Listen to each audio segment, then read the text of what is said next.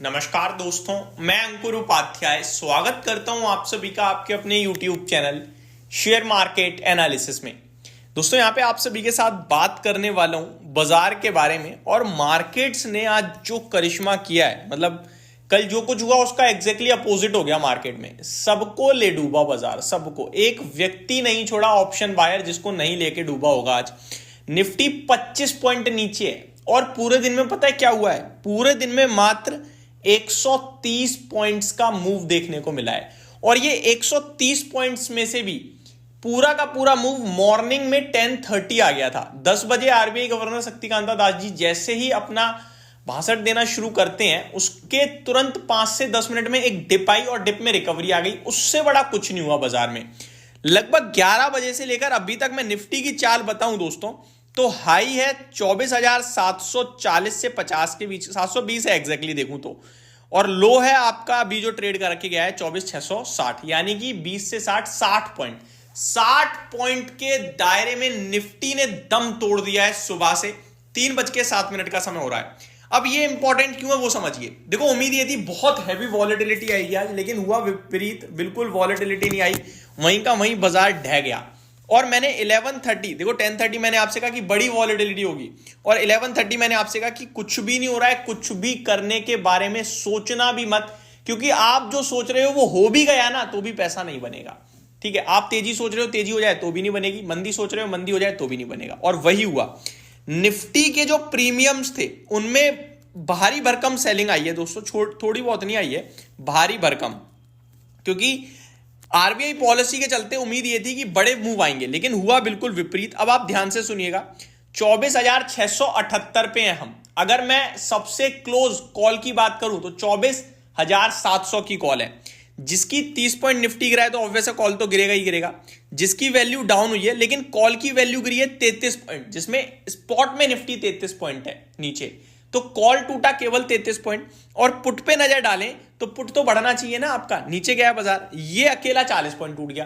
तो पुट ज्यादा टूटा है जिसमें निफ्टी नीचे है उसके बावजूद, और कॉल जो ज्यादा टूटनी चाहिए थी वो 33 पॉइंट टूटी है। कुछ भी नहीं हुआ दोस्तों। कॉल ऑप्शंस का, कॉल बायर्स का भी पैसा नहीं बना, पुट बायर्स का भी पैसा नहीं बना।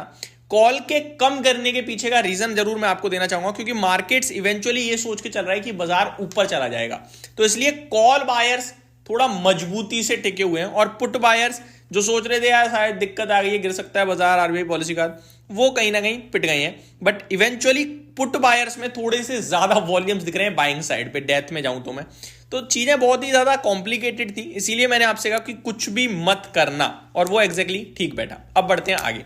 निफ्टी में निफ्टी में सुस्ती देखने को मिली। आरबीआई पॉलिसी में भी मतलब आप ये कहोगे कुछ खराब नहीं था, अच्छे की बात करें तो था। सीआरआर में 50 बेसिस पॉइंट्स की कटौती, वो अच्छा था, काफी अच्छा था। बाकी न्यूट्रल पॉलिसी थी। मार्केट ब्रेथ देखें तो स्ट्रांग है। स्मॉल कैप इंडेक्स 0.83% अप है, मिड कैप इंडेक्स आधा % अप है। मार्केट ऊपर दिख रही है ब्रॉडर बेस पे देखें तो, लेकिन पोर्टफोलियो आज अच्छी नहीं चली है ऐसा लगता है। और स्टॉक लेवल पे एक्शन था, हो सकता है फ्लैट पोर्टफोलियो, हो सकता है फ्लैट टू पॉजिटिव हो या फ्लैट टू नेगेटिव हो, बड़ी मूव नहीं आए होंगे आज पोर्टफोलियो में।